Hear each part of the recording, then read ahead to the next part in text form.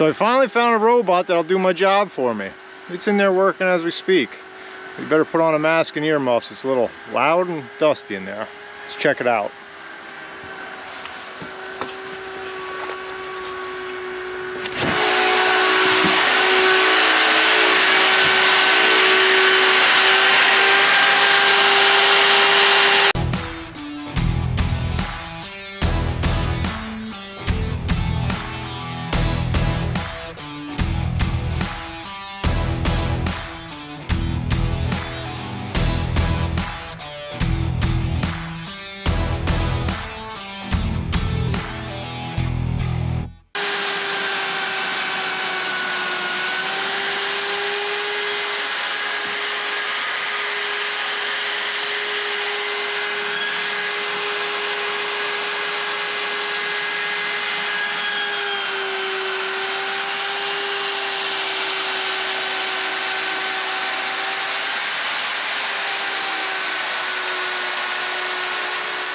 Hey guys, welcome back. I'm Corey. This is the Hill Custom Lumber YouTube channel.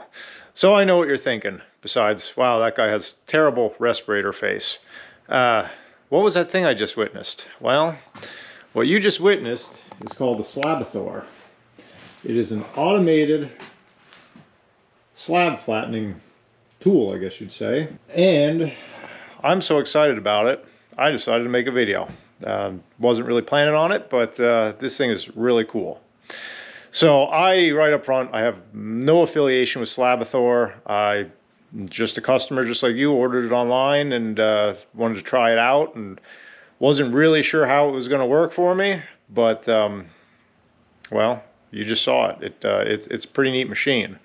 So if you follow my channel, you know I do all kinds of woodworking, and I don't do a ton of slab work, but I do a lot of countertops and big chunks of wood. And, you know, in the shop I have a 25-inch planer and a 12-inch jointer. And believe it or not, I've been doing this for lots and lots of years. I've never had a slab flattening jig for the router. I've always thought about it, never really wanted to pull the trigger on it because I don't have a whole lot of space to store something like that. And I've just always been able to figure out a workaround one way or another to flatten stuff. Just, you know, either cutting it, using the jointer, or using the planer, whatever. But I have a couple projects coming up where I thought, man, now is the time. I really would like something to be able to dead flat even these big slabs that I have coming in these few projects. That would make my life easier. And I started looking online, and, you know, there's a ton of slab flattening equipment out there. Most of it is hand operated. There's some really nice stuff. Some of it's very expensive. And honestly, I was about to buy one of the manual ones that has a very very good reputation. It's been around for a long time. It's pretty pricey for the whole setup. And this thing popped up on my Facebook, like, you know, Facebook's good at doing, for Slabathor. And I thought, now what is that thing? I've never seen anything like it. So I did a little bit of research, and it seems to be a relatively new company. So there's not a ton of information out there other than, you know, the company's information themselves. But I thought, you know, this kind of hits all the things I want perfectly. So I took a gamble and ordered one.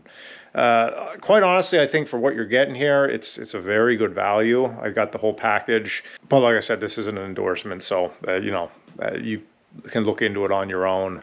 You know, we don't really talk numbers a whole lot on this channel, but all the information's on their website.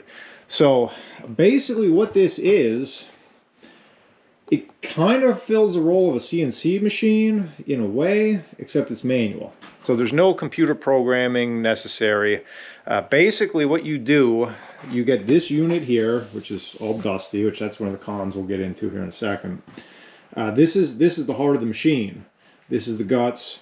So these wheels are driven, and it just rides on a frame that you construct. And they give you the dimensions of what the frame needs to be width-wise to fit this. And length can literally be unlimited. Doesn't matter. You can surface 30 inches inside of this frame. But the beauty of it is you can set up what they call rail on rail.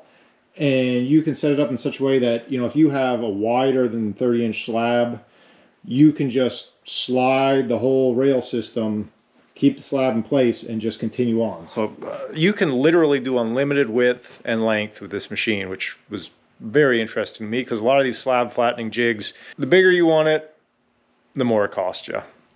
So this is just, basically one fixed price. You can make it any size you want. The other nice thing about it, so this just literally lifts off of here.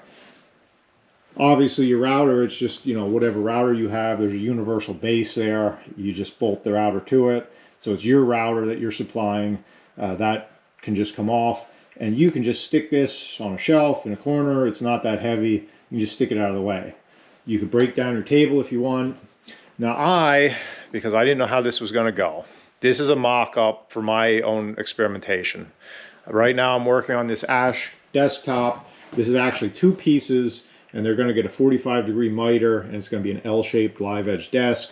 So it was very important to me that I get this dead flat, because trying to cut a miter on something that's not flat, you'll never get it to go together good.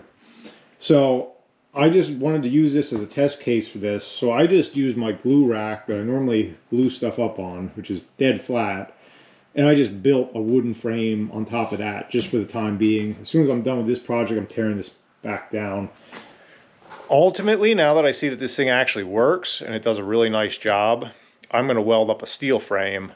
And I'm probably honestly going to set it up outside. I'm going to weld up a dead flat, big steel table, paint it, let it sit outside. And then when I want to use this thing, I'll just take the Slabathor outside, drop it on, set it up, and go.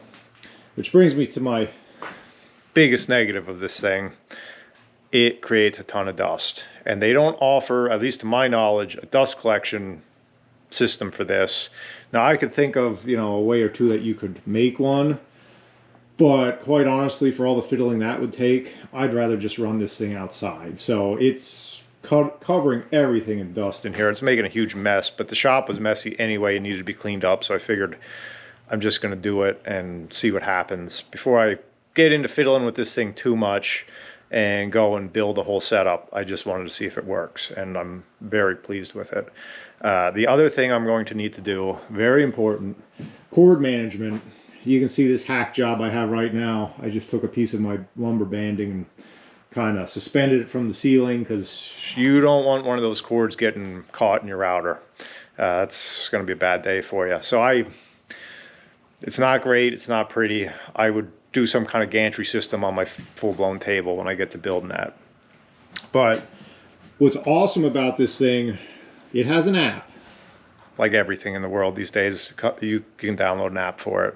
And I highly recommend that, because that lets you fine-tune speed and really dial it in. But you can actually run this without an app, with just the 3 buttons, so it's totally manual. Stop, or go, stop, and home. And basically what it'll do, it'll just find home, and then what it does, it just goes down, kicks over half the width of the router bit, or excuse me, goes down, kicks away half the distance of the router bit, backs up, comes over, down, and just keeps cycling itself around. And all you have to do is set these stops that it comes with for your limit. So it'll back up to this point till it hits this stop, and it'll go forward till it hits this stop. So dead simple. I mean, anybody can run this. Like I said, the app is nice because I can dial in my speed if I want to slow it down a little bit or speed it up.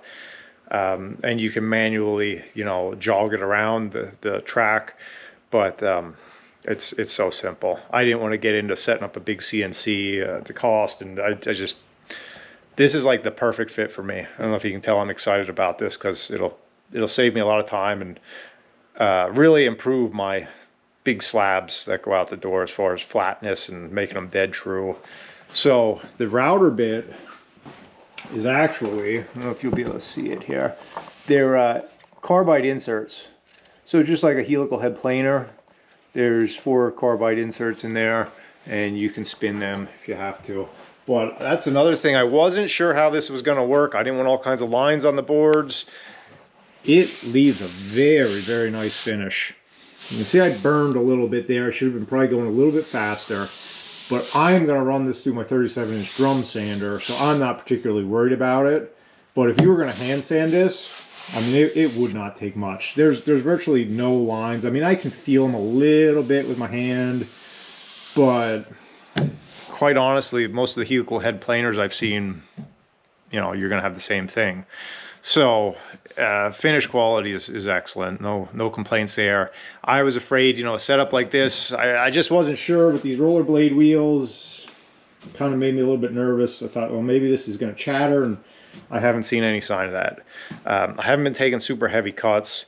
They recommend no more than an 1/8. I've probably been making 16-inch, a 1/16 of an inch passes.